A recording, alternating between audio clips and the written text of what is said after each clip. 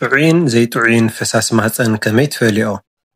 ብዛዕባ ፈሳሲ ማህፀን ብዙሓት ደቂ ኣንስትዮ ዝሓትኦን ዝጭነቃሉን ዓይነት ሕቶ እዩ። መጠን ፈሳሲ ስለ ዝበዝሐ ጥራይ ናብ ሓኪም ትኸዲ የብልክን። ምክንያቱ ንቡር ፈሳሲ ማህፀን በዞም ኣብዚ ቪድዮ እንሪኦም ምክንያታት ክህልወክን ክበዝሐልክን ስለ ዝኽእል። ሰለስተ ዝተፈላለዩ ሕብርታት ፈሳሲ ማህፀን ሕማም ከም ዘለኪ ዝሕብሩልኪ በብሓደ ክንሪኦም ኢና። መዓዝ ኢኺ ፈሳሲ ማህፀን ምስ ሕማም ኣባላዘር ክተታሕዝዮ ትኽእሊ? ኩለን ደቂ ኣንስትዮ መዓልቲ መዓልቲ ንዝሪኦ ንቡር ለውጥታት ፈሰስትን ማህፀን ተስተብልኦን ክዕዘብኦን ይግባእ። ናይ ማህፀን ፈሳሲ ወይ ከዓ ቫጂናል ዲስቻርጅ ንጥዕና ማህፀንን ብልዕትን ሓባር ምልክት እዩ። ስለዚ ጥዑይን ዘይጥዑይን ፈሳሲ ማህፀን ከመይ ትፈልዮ ከም ዘለኪ ክንርኢ ኢና። ሕዚ ንቡርን ዘይንቡርን ፈሳሲ ማህፀን ፈሊኺ መዓዝ ሕክምና ከም ዘድልየኪ መዓዝ እዚ ፈሳሲ እዚ ባዕልኺ ክትኣልዮ ከም ትኽእልን ብሰፊሑ ንሪኤሉ ቪድዮ እዩ።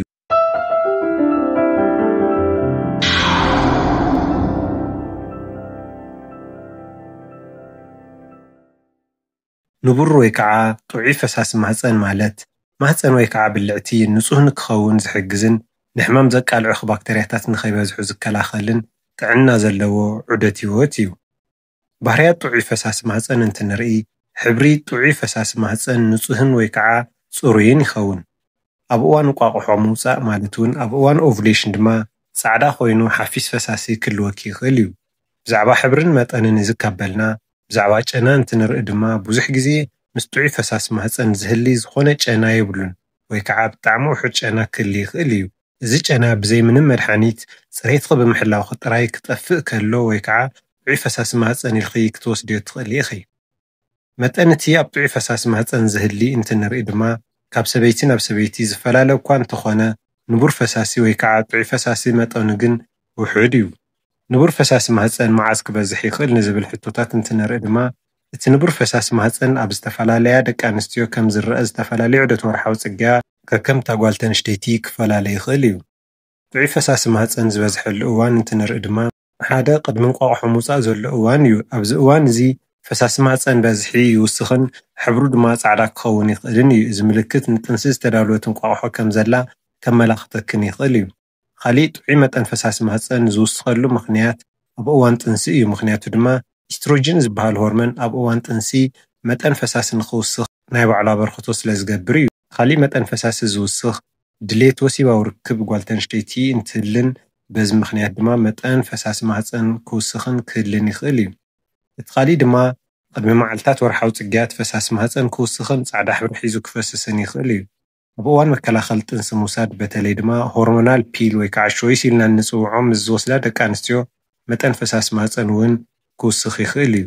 ናይዚ እቲ ቀንዲ ምክንያት ድማ ኣብቲ መከላኸሊ ጥንሲ ኢስትሮጅን ዝበሃል ቅመም ዝሓዘ ክኒን ስለ ዝኾነ እዩ። ብዛዕባ ንቡር ፈሳሲ ማህፀን እዚ ካበልና ሕዚ ድማ ዘይንቡር ወይ ከዓ ጥዕና ዘይብሉ ፈሳሲ ማህፀን ክንርኢ ኢና።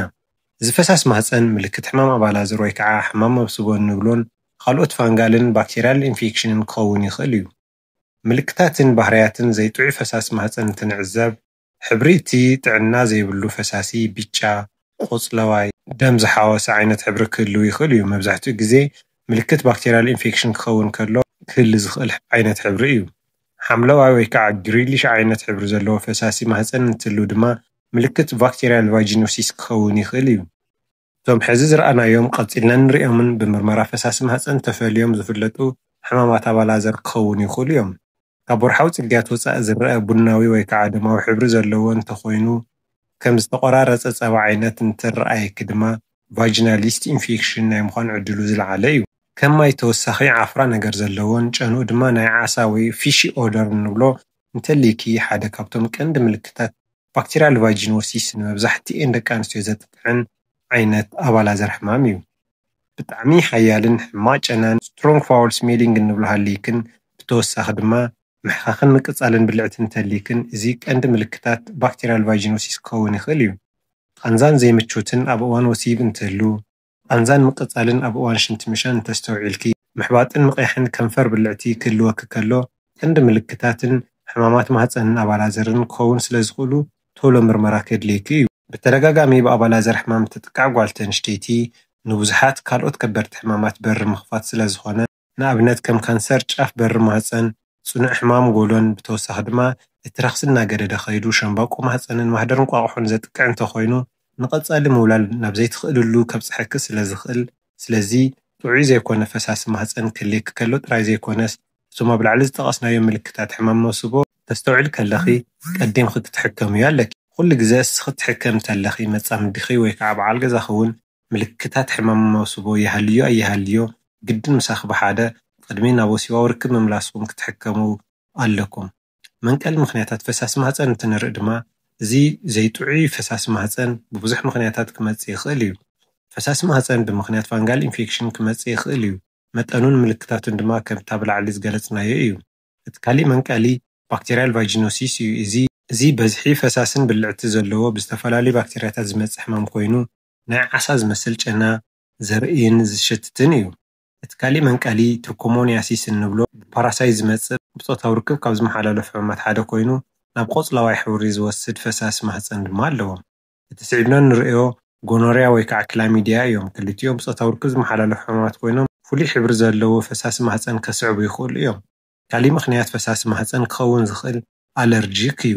እዚ ማለት ካብ ሳሙና ሽቶ ዘለዎም ናይ ንጽህና መሐለዊ መሳርሕታት ክመጽእ ዝኽእል ዓይነት ፈሳሲ ማህፀን እዩ። ብግቡእ ዘይምጽራይ ማለት እውን ብጉድለት ጽሬት ክመጽእ ዝኽእል ፈሳሲ ማህፀን እዩ። እዚ ማለት ሞዴስ ንነዊሕ ሰዓታት ምጥቃም፣ ናይ ውሽጢ ክዳን ወይ ከዓ ፓንቲ ነዊሕ ሰዓታት ምኽዳን፣ ብልዕቲ ብንጽህና ዘይመሓዝ ክመጽእ ዝኽእሉ ፈሳሲ እዮም። ዝረኣዩ ምልክታት ኩሎም ንቡር ድዩ ዘይንቡር ማለት እውን ሕማም ዘለዎን ምፍላይ ዘጸግመልኽን ከም ዝኾነ ርዱእ እዩ። ስለዚ ከምዚ ዓይነት ምልክታት ችላ ክትብልኦ ዘይብልኽን ከም ዝኾነ ክትርድኦ ኣለክን። መብዛሕትኦም ናይ ኣባላዘር ሕማማት ተሓኪሞም ክድሕኑ ዝኽእሉ ዋላ እንተኾኑ በዚ ሕማም ዝጥቃዓ ደቂ ኣንስትዮ ግን ተሓኪሞም ክድሕኑ ንዘይኽእሉ ሕማማት ክጥቃዓ ከም ዝኽእላ ኣብ ቀረባ ከም ዘለዋን ከስተውዕላ ኣለወን። ንኣብነት ንሕማም ሄፓታይተስ ቢ፣ ንሕማም ሄፓታይተስ ሲ፣ HIV፣ ካንሰር ጫፍ በሪ ማህፀንን ካልኦት ሕማማትን ተቓላዕቲ ትኾና ከም ትኽእላ ኩሉ ግዜ ክትሓስባ ኣለክን። ዘለክን ሓሳብ ሕቶን ርእቶን ኣብ ኮሜንት ሴክሽን ኣቐምጣልና። እዚ ኣልፋ ሄልዝ ቲዩብ ዩቲዩብ ቻናል እዩ።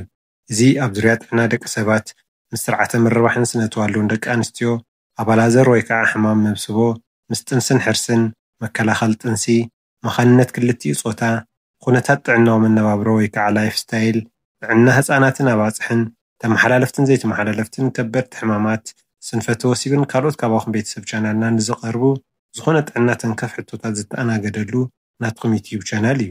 ነዚ ቻናል ሳብስክራይብ ብምግባር ቤተሰብ ይኹኑ። ናብ ካልኦት ንኽበጽሕ ድማ ሼር፣ ላይክ፣ ኮሜንት ንግበር።